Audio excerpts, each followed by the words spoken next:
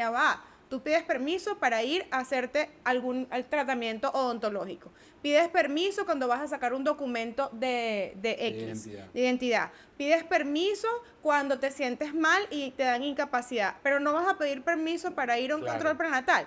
Entonces ahí es donde uno No dice... te sientas atacado, pero sí. No, pero es que te lo tengo que decir. No te sientas atacado, pero sí. Pero ¿cómo es Sí, posible? porque te veo ahí como muy efusivo. No, pero ajá, pero ¿tú qué piensas? Yo quiero, yo estoy indignada.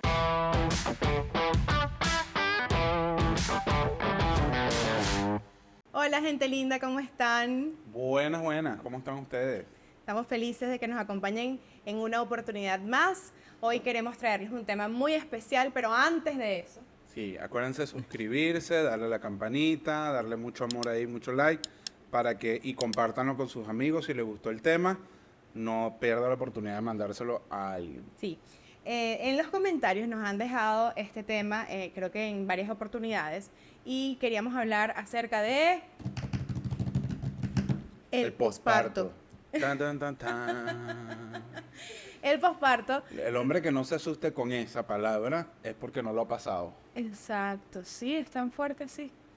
Bueno, realmente son las reacciones que tenemos, ¿cómo se llaman? Las impresiones que hemos recogido en todo este tiempo, acompañando pospartos y momentos después de que nace un bebé, del nacimiento de un bebé. Pues realmente es por varios factores, ¿no? Y vamos a hablar un poquitito de nuestra experiencia, de lo que dice la evidencia científica, de lo que hemos vivido también acompañando familias. Y bueno, nada, vamos a tratar de nutrir un poquitito este tema, ¿no? Yo creo que el posparto es tan fuerte realmente, o sea, una percepción mía, es porque la mujer durante la gestación, su cuerpo como que empieza a sentir los cambios de una manera mucho más paulatina y en etapas, porque son 280 días de gestación, en teoría, ¿no? Y cuando el bebé nace, el cuerpo empieza, todas esas hormonas, todos esos órganos, toda su estructura, digamos, corporal, se tiene que readaptar o volver a la normalidad en 40 días, prácticamente. Sí, entonces, o sea, a la normalidad hormonal. Exacto, como a ese estado de normalidad. Entonces, cuando lo vemos realmente y le ponemos atención a eso, es un cambio muy abrupto.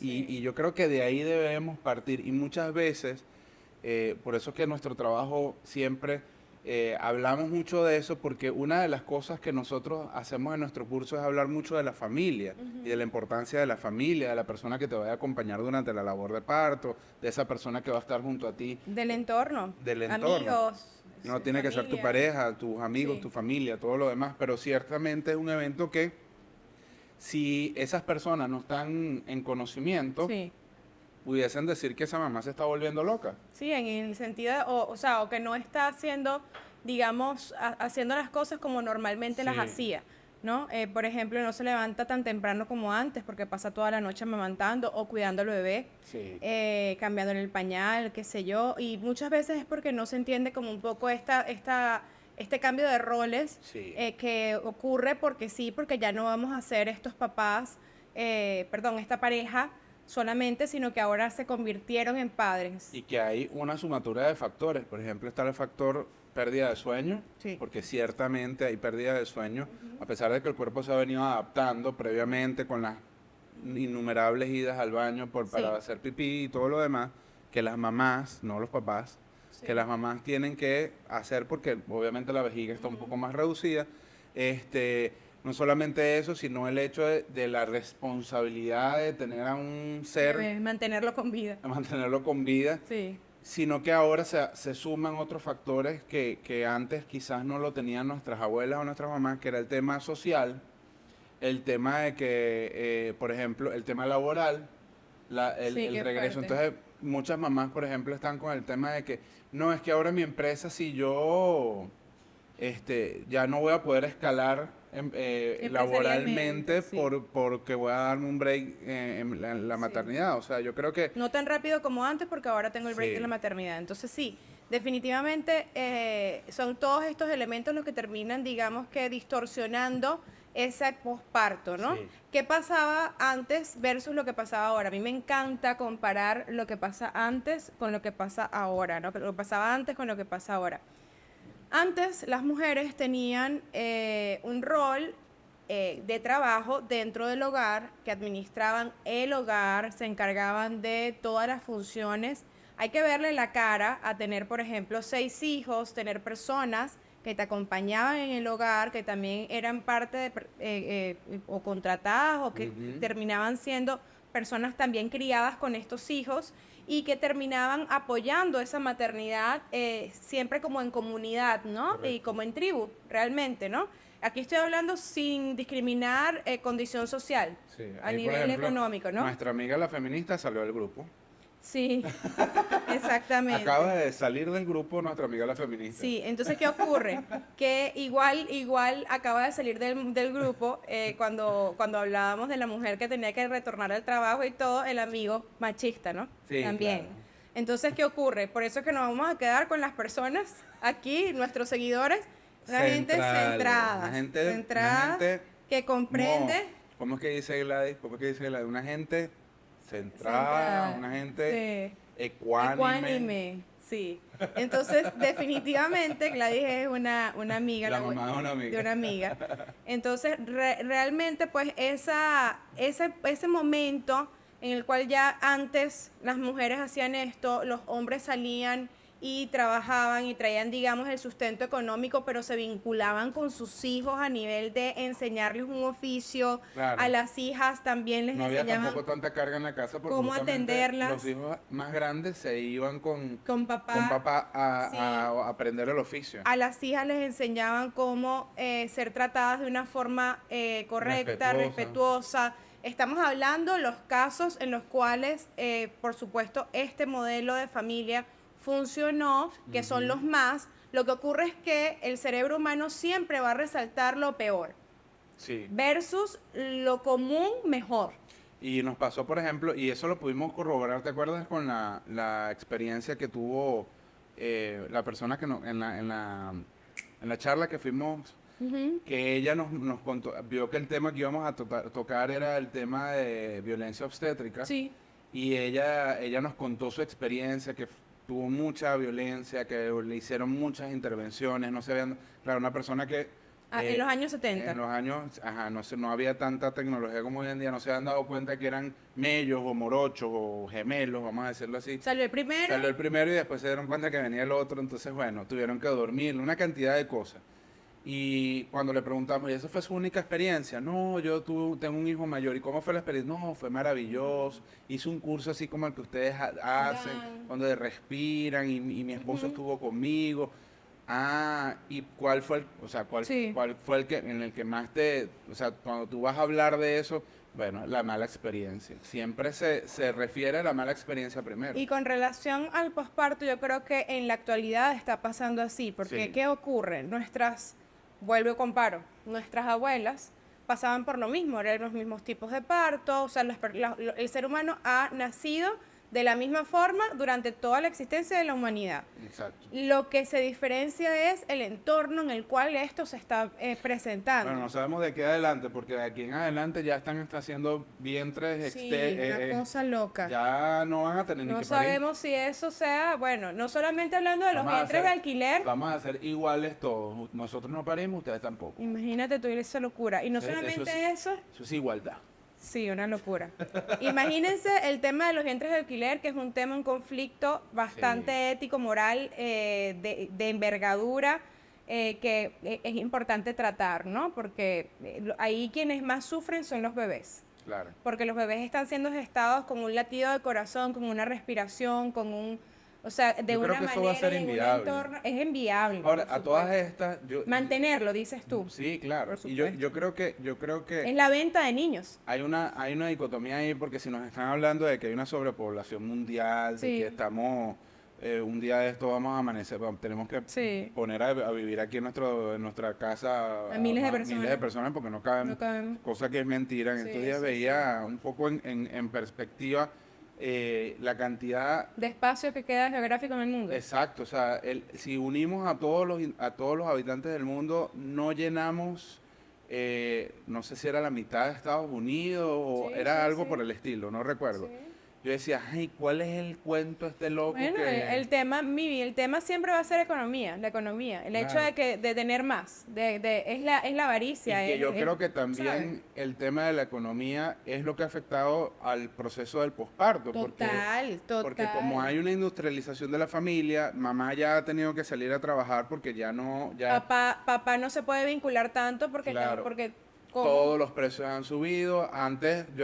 hay un chico de estos que hace TikTok, bueno, TikTok no, yo no hago TikTok, Reels y eso, que él es español, y entonces siempre compara la generación de los 70, la de los 80, bueno, ya ahorita la de los 70, ya yo tengo 21 años, ya tengo un carro, voy a comprar una casa, voy a buscar una esposa, voy a hacer familia, ¿no? Entonces, poco a poco eso ha ido cambiando hasta lo que llegan los de 2010 y dice...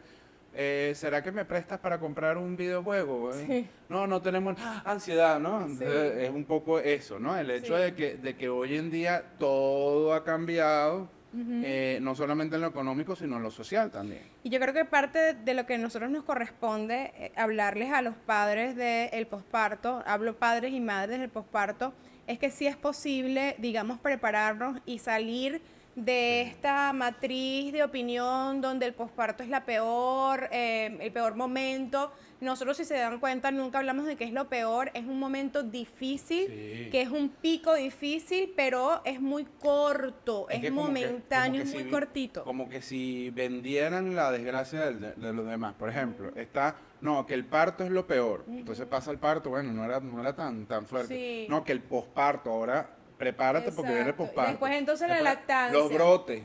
Viene el brote 1, 2, 3, hasta el brote 30, ¿verdad? Siempre, entonces, los brotes. Siempre manteniéndolo como dentro de esta... La desgracia. Speech de dañino. Después vienen los benditos 1, malditos 2, demasiado difícil 3.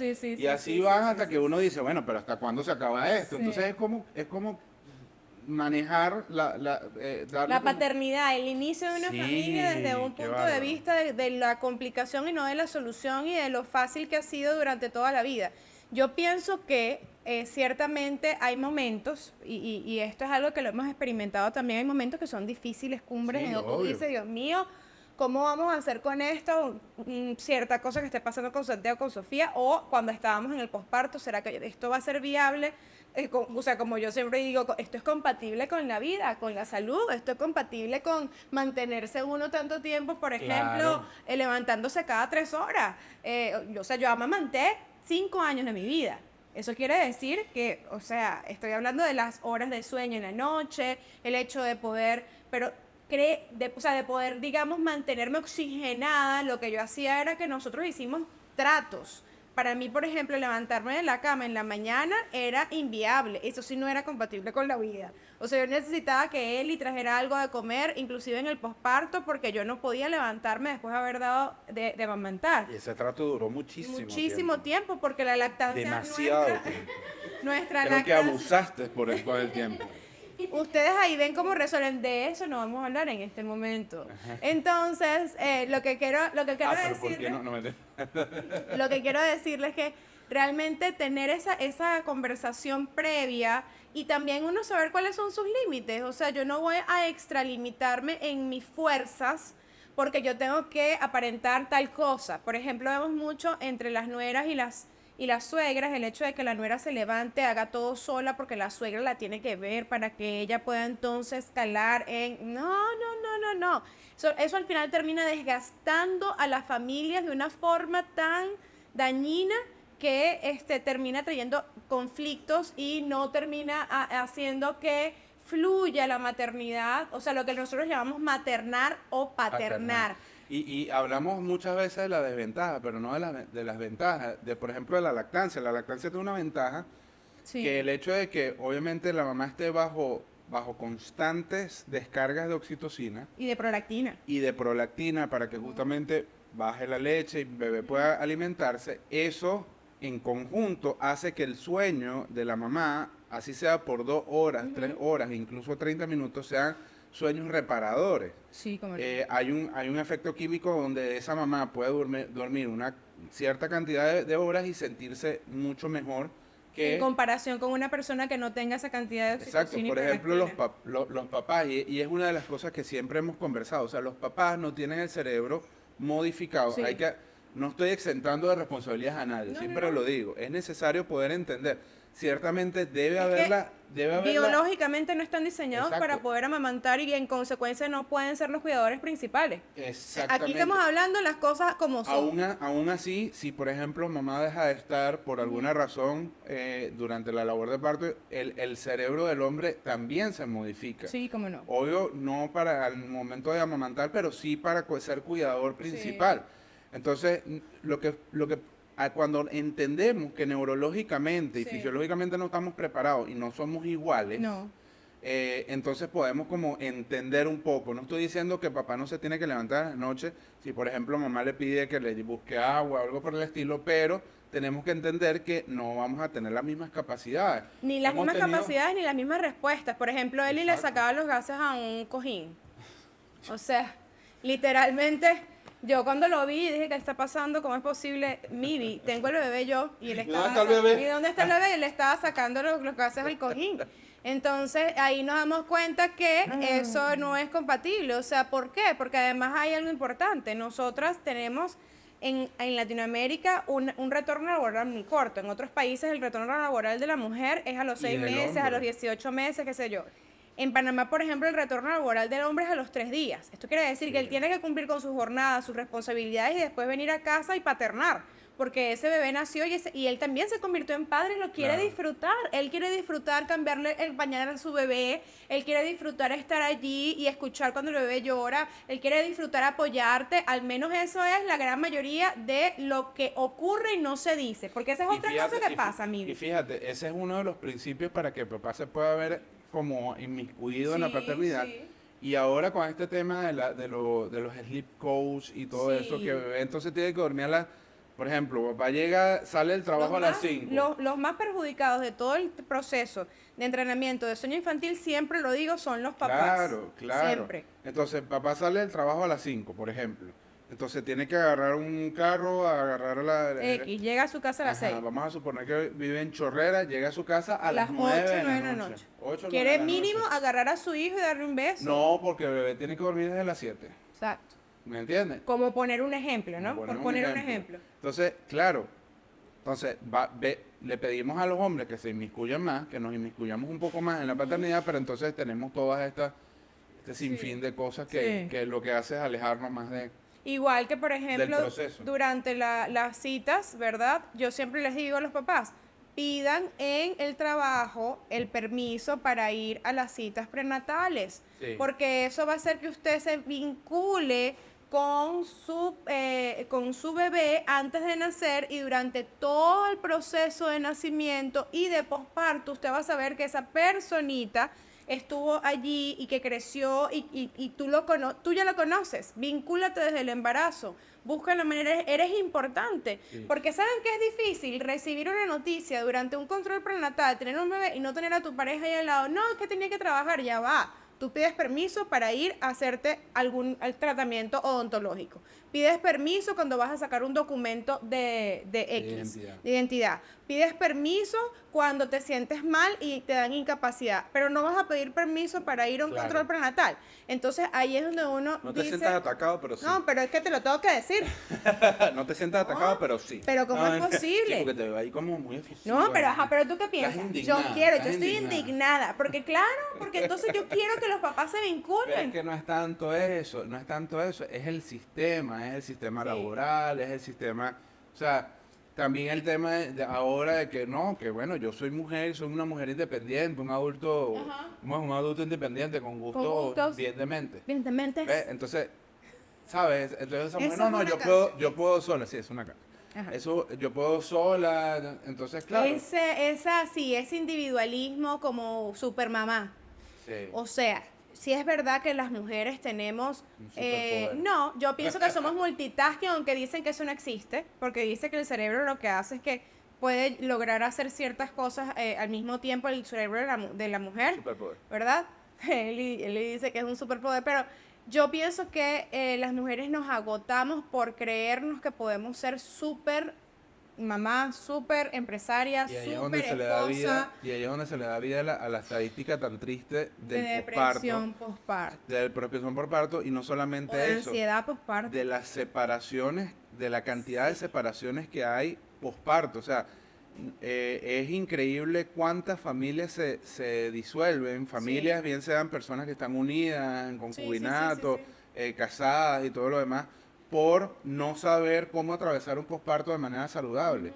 Entonces, es por eso que ahí es donde viene con mayor fuerza la información que siempre damos, y poder darle a los papás a entender de que no es que se está volviendo loca, es que realmente está atravesando un proceso en el cual ella no lo puede controlar. Y ella no se siente ella. Ella no, la mujer, lo que yo le decía a Eli, yo ni me aguanto yo. No, o sea, necesito que me aguanten, que me queda pie. Exacto. Entonces, por favor, vamos a mantener la fiesta en paz. Era lo que yo le decía a Eli, este no es el momento ni para uno discutir refa, algo que tú puedas discutir dentro de todas las conversaciones. Que no sean... es como lo que dicen los abogados, ¿no? Todo lo que diga ella no puede ser usado en su contra. No, exacto. Durante el posparto, lo que diga la mamá no se usa en su contra. Exacto. No lo tomes personal. Ahora, el posparto no dura 30 años. No, pero fluye. ¿Por qué? Porque esa mujer, imagínense si tuvo cesárea. Es peor. ¿Por qué es peor? Porque entró anestesia a su cuerpo, porque tiene que acomodarse a todo el proceso. Está pasando un proceso de postoperatorio, cuidando una vida, amamantando, produciendo leche. Esas son más mamás que, bueno, pues. Vamos a decir, más machas. Son las mamás de las mamás. Las mamás de las mamás. ¿Por qué? Porque al final tú dices, Dios mío, yo no estoy desmeritando para nada a las mujeres que dan a luz por vía vaginal. Las acompañamos en su parto y son las mamás de las mamás. Pero imagínense ustedes un proceso, por ejemplo, como me decían estos días, una mamá que acompañamos en su primer parto vaginal, y el segundo tuvo que hacer una cesárea de urgencia, y ella decía, Astrid, no puedo entender cómo las mujeres escogen la cesárea, porque la gratificación es inmediata, déjame terminar el punto, la gratificación es inmediata, pero después el dolor dura mucho. En cambio, con el parto, la gratificación tarda un poquito más, la labor de parto es exigente, pero luego llega el bebé y se acabó todo. No, todavía no. Entonces, ¿qué es lo que ocurre en eso? Dale, Mini. Pero dale, sigue la idea. No, dale, ya eso era todo lo que quería decir. Ay, tú lo estabas alargando más para que esperara más. No, es que tú eres una cosa seria. Tú eres como un posparto. Duro.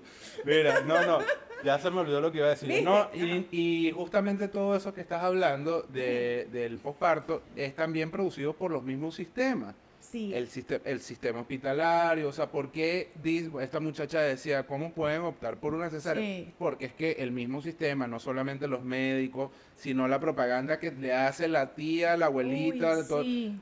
No, mira, eso es un momentito, son 45 minutos, abren, te cierran, sacan a tu bebé y listo. Espérate, a todas estas, con el tema del posparto, cuando hablamos de que es más difícil un posparto de una cesárea que de un posparto de un parto vaginal, ¿por qué es más difícil? Oye, porque hay un proceso inflamatorio. Sí. La anestesia hace un daño que no se habla, pero yo en estos días hablé con un par de amigos anestesiólogos y le preguntaba, porque yo fui operada recientemente, y yo le decía, oye, yo sentí, después de que volví a mi casa, la anestesia en mi operación de la columna, de la médula, duró 6 horas. Sí. 6 horas pasando allí, ¿no?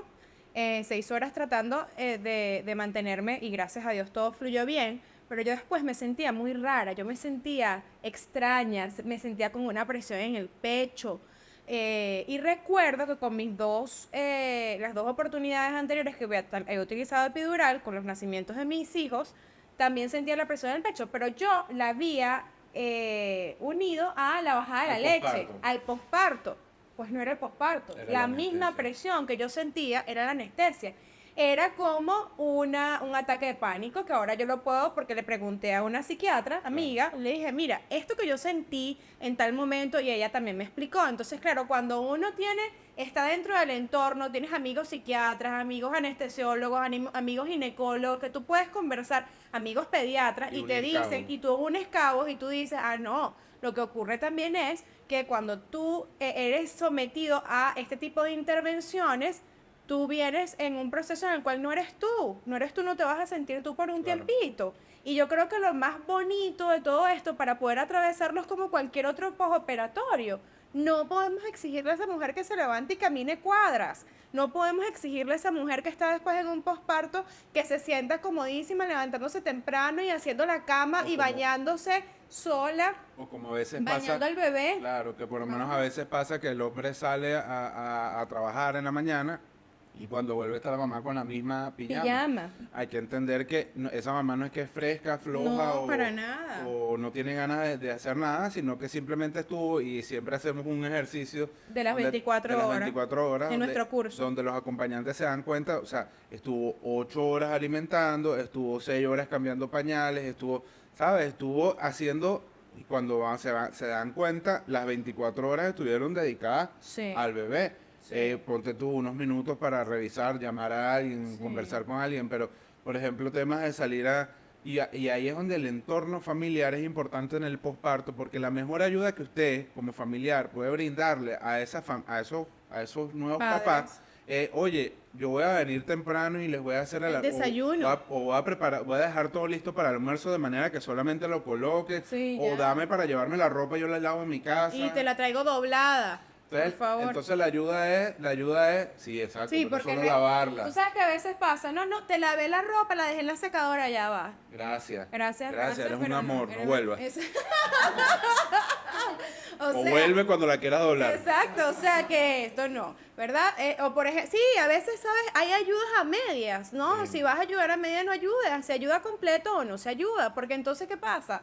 Se distorsiona. Está viendo alguna mamá, no, esas ayudaditas también son buenas.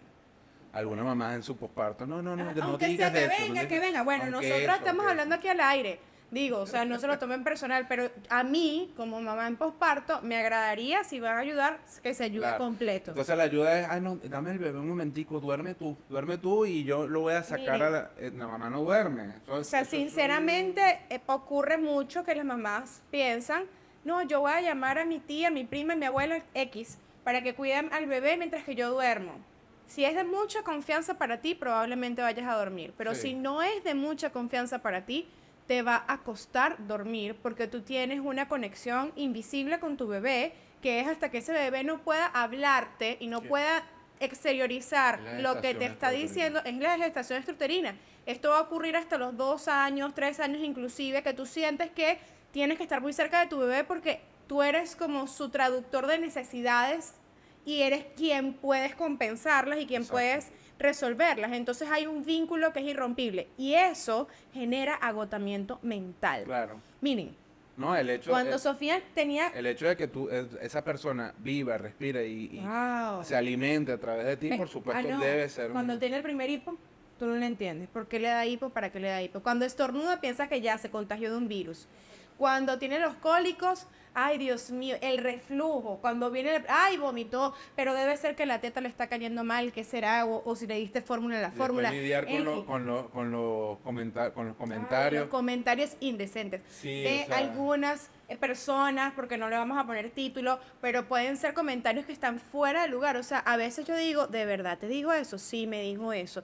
Hemos escuchado que les han dicho a los papás, no, acuéstanos allí. Mira, él se va a acostumbrar a la cuna. El que se tiene que acostumbrar a los llantos eres tú. Entonces tú lo que haces es que lo dejas en la cuna al bebé, te pones unos tapaoídos y tú te vas a tu cuarto, prendes un poquitito la música y ya tú garantizaste que estaba cubierto con el pañal, que estaba listo con el tema de la comida. Esto de verdad son consejos. Cuando yo llegué a la casa de esta mamá y me dijo eso, que se lo había dicho su pediatra, casi que me iba a dar algo. Sí. A mí me iba a dar algo. A todas estas, no es algo que solamente pasa en algunos casos. Son recomendaciones que están fuera de lugar. Muchas veces son algunos pediatras que pudieran estar desactualizados. Los actualizados no mandan ese tipo de recomendaciones porque la evidencia ya refleja que cuando el niño llora desconsoladamente y no es atendido a tiempo, tenemos un aumento en el cortisol y en consecuencia a larga data, ya tenemos la data de 25 años, esto es un método que se utilizó, se llamaba método Estivil, pueden investigarlo, a larga data generaba pacientes con ansiedad o con depresión. Claro, porque no fueron contestadas sus necesidades. En la etapa más... claro, es como esa... primal, no sé cómo decirlo, sí, o sea, en la etapa primitiva. en la etapa más pequeña, más inofensiva, o sea, el cerebro solamente, cuando el bebé nace, el cerebro solamente está desarrollado un 25%.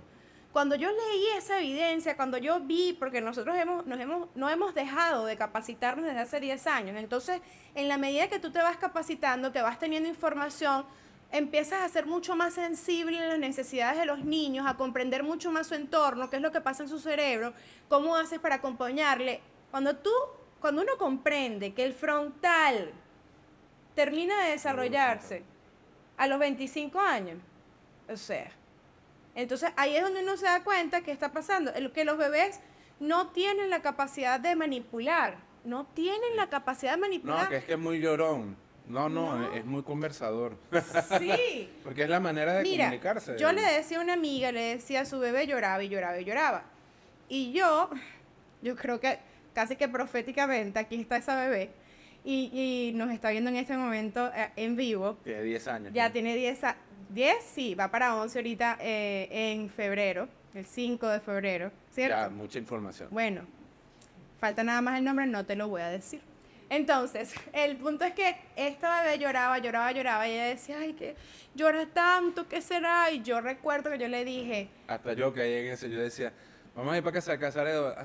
Mi papá le decía lloriqueo. Lloriqueo. Mi papá le decía lloriqueo. Teníamos entonces, una pero déjame decirte lo que yo decía. una yegua en la finca, era un paréntesis, que le pusimos ese nombre, ¿sabes por qué? Porque la vacunábamos y antes de poner la vacuna hacía... este lloriqueo. Me parece igualito. Se cerró el paréntesis. Y entonces cuando ella lloraba, ¿verdad? Yo les decía, no, ella no es que es llorona, ella es conversadora. Ella nos está tratando de decir algo, lo que pasa es que nosotros no sabemos. Y hoy en día no para. Habla. Y habla de una forma, o sea, que es interesante, es elocuente. Entonces, claro, eso es una ventaja que se tiene desde pequeños, pero lamentablemente... Yo pienso a veces, con este tema, bueno, lo hablamos en otro capítulo de la cultura de la inmediatez, o sea, queremos que todo el mundo sea igualito. Sí. Todos que estén callados, todos que se sienten perfectamente, que los niños no brinquen. No, y que yo no sé qué tanto es lo que creemos en la bendita, creemos, no, yo no creo en eso, pero lo que cree la gente de la teoría de la evolución, porque todos nuestros procesos son evolutivos. Todos. El sueño es evolutivo, todos. La respiración es evolutiva, la digestión es evolutiva, y todo se hace a través de ver a los papás, de observar, imitación. De escuchar, es imitación. Entonces no queremos que los niños duerman como nosotros, queremos que coman como nosotros. Pero no queremos que duerman con nosotros, por ejemplo, los recién nacidos, que tengo yo que estar allí para poder recién nacidos, ojo, hemos tenido parejas, por ejemplo, que duermen con su perrito. Pero no duermen con sus hijos. No, vamos a tener que, sí, no, ya arreglamos el cuarto, y tu perrito duerme afuera, no duerme con nosotros.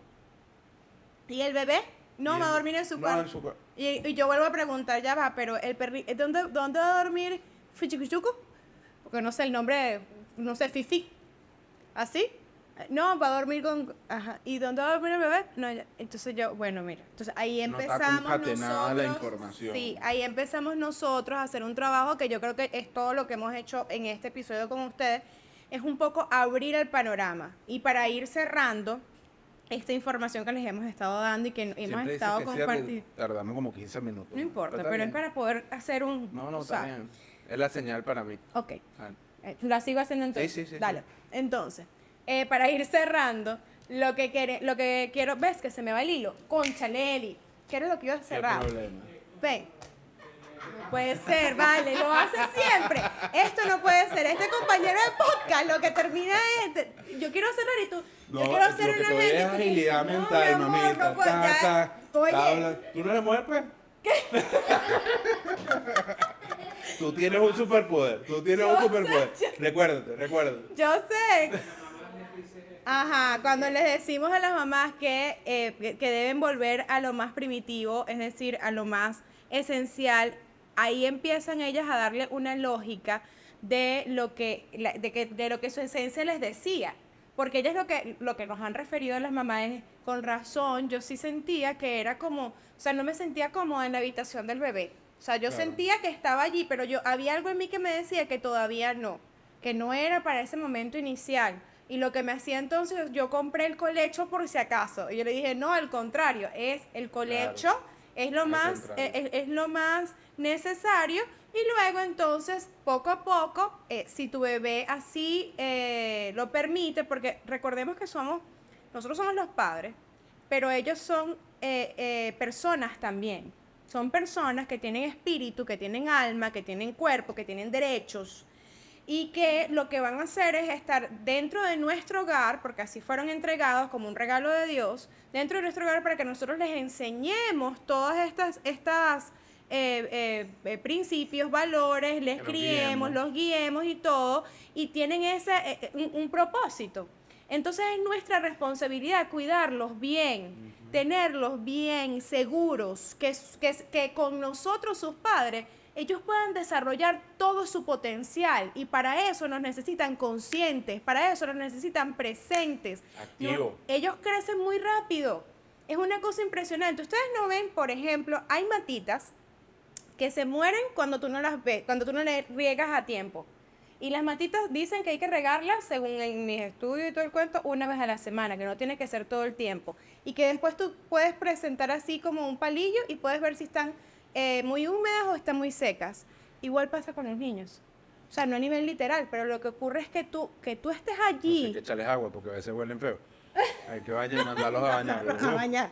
Entonces, ¿qué ocurre? Esto a los niños hay que tratarlos así, como plantas, porque realmente va a llegar el momento donde estas plantitas en algunas áreas de sus vidas pueden sentirse como vacías, como que, oye, esta área necesito nutrirla. Sí.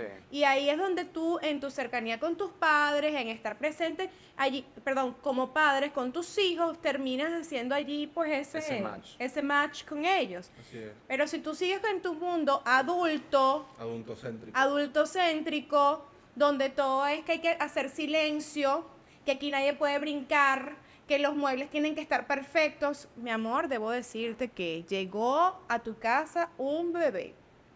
Tú no es que vas a retirar todas las cosas para que no las toque, no. Tú le vas a enseñar, esto no se toca, esto se hace así. Van a haber herramientas y se lo vas a repetir ¿cuántas veces, Mimi? No, hasta 70 que lo veces sepa. 7.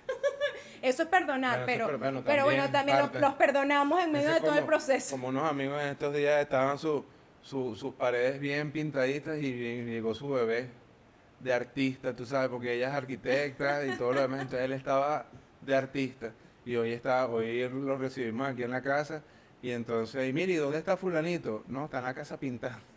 Está pintando porque ya tiene el apartamento tiene que... Pero el niño artista, ¿no? Exacto. Entonces, y hay momentos, por ejemplo, nosotros en esos casos, lo que hacíamos era que les colocábamos en la pared un papel bond, un papel completo así, blanco, de cualquier color, y le explicábamos, vas a pintar en la pared, pero sobre este papel. O le dábamos un cuaderno grande donde podía pintar. Pero eso ya no funcionó. O sea que hace poco le regalaron a Santiago una de estas... No, yo creo que él se emocionó. Él hizo un retroceso. Hizo una de estas plumas de espía, que es un piloto, un marcador que solamente se ve con luz ultravioleta. Exacto. Él pintó por todas las paredes. En nuestra casa hay mensajes en todas escritos las y ocultos en todas las paredes. Si solamente se pueden ver con luz ultravioleta. O sea, toda nuestra casa está hubo un retroceso aquí de 10 años. Exacto, eso sí. Entonces, ¿qué les podemos decir con todo esto? Que la paternidad y la maternidad va a depender ¿cómo es que decían en PET? De la ventana por la cual tú la veas. Tú la veas. Si la ves por el lado equivocado... Mira, realmente va a ser lo peor que te ha pasado, y si tú la ves por el lado... que tu experiencia no va a ser la misma la de tu amiga, ni la de tu prima, y si su experiencia fue mala, pues ella la está viendo por una ventana equivocada. No sigas ese tema de que ahora no vas a dormir, que ahora no vas a disfrutar. Nosotros hemos agarrado a nuestros muchachitos, nos hemos ido, hemos acampado, hemos hecho cuanta cantidad de cosas se nos ha ocurrido. Así que... Y ellos han disfrutado, nosotros hemos disfrutado. Ha sido fuerte. Se disfruta de una manera distinta, pero se disfruta. Sí, se disfruta. Ha sido fuerte. Es como retador. Como a nosotros nos gustan los retos, lo hacemos, ¿no? Obvio. Entonces, te tienen que gustar los retos. la paternidad es así. O sea, todos los días hay algo nuevo y tú no... O sea, los niños vienen a cambiarnos los planes, vienen a enseñarnos, vienen a mostrarnos otras formas, otras cosas de la vida. Yo siempre digo que es como que antes estábamos así como con gringolas y todo era como perfectico, todo me levantaba una hora, hacía esto, no sé qué. Cuando llegan los hijos, te quitan las gringolas y tú dices, oye, eso se podía hacer y aquellos también, y yo soy capaz de tal cosa, yo soy capaz de levantarme tan temprano para cambiarle un pañal a un niño y luego venir, lo agarro con aquella cantidad de amor y lo abrazo y me quedo dormidito con mi bebé feliz, y es como que cuando se levanta y viene así, mira, y la parte más bella del posparto o de los 6, cuando tienen ya 6 meses, es cuando vienen así y empiezan y que... Oh. Entonces lo dice que dice, mamá, mamá despeta. Cuando te empiezan a decir que mamá despeta, mamá. O te empiezan a meter en el dedito así chiquitico mínimo, claro, en la oreja así. Porque eso antes tú le has hecho al esposo y lo matas. Por supuesto. Y que, no, exacto. Lo quieras. Abrazas, no. Y que no te dice nada ni de tu aliento, ni de si estás todo así. Nada, no, o sea, los hijos están enamorados de nosotros y nos admiran de una forma y se ríen cuando te ven de una forma que tú dices, no, esta es la cosa más hermosa que puede haber en la vida. Pero ¿qué pasa? Que muy poco lo decimos. Pero como lo que más se populariza son las cosas malas de la paternidad y de la maternidad, entonces, ay, pobrecitas, las madres de hoy en día. No, para cerrar, nos decía... 15 minutos más, prepárense. Ajá, para cerrar, una de las mamás que estamos acompañando nos decía... Una de mis amigas feministas me llamó casi para darme el pésame cuando se enteró que yo estaba embarazada. Sí. ¿Por qué? Porque de acuerdo a ese patrón, el embarazo o el parto o criar es cambiar la pérdida de la libertad. Y yo les voy a decir algo. No hay mayor libertad que aquella que tú siembras en la mente, en el corazón, en el espíritu de tu hijo cuando tú decides criarle y amarle y bendecirle y respetarle de acuerdo a la buena y agradable voluntad de Dios. O sea, eso es algo que es una libertad, lo que tú sientes cuando tú le miras a los ojos, lo que tú sientes cuando tú le cargas en tus brazos. O sea, tú sientes que ese bebé nació de ti, está lleno de ti, de ese amor hermoso. Entonces, realmente, y ella me decía, lo que yo siento ahorita, tener estos movimientos de mi bebé adentro, o sea, esta es la alegría más grande. Yo nunca en mi vida me había sentido tan feliz. Entonces, esas son cosas que como son comunes y son muy buenas, muy poco se hablan, ¿saben? Como que nosotros no admiramos ya el amanecer porque como va a salir todos los días el sol, claro, ¿sabes? ¿Para qué? Entonces, bueno, ya ahora cierra tú, mi amor. Gracias. Bueno, muchachos y muchachas, recuérdense suscribir, darle like, mucho amor ahí al podcast, compartirlo.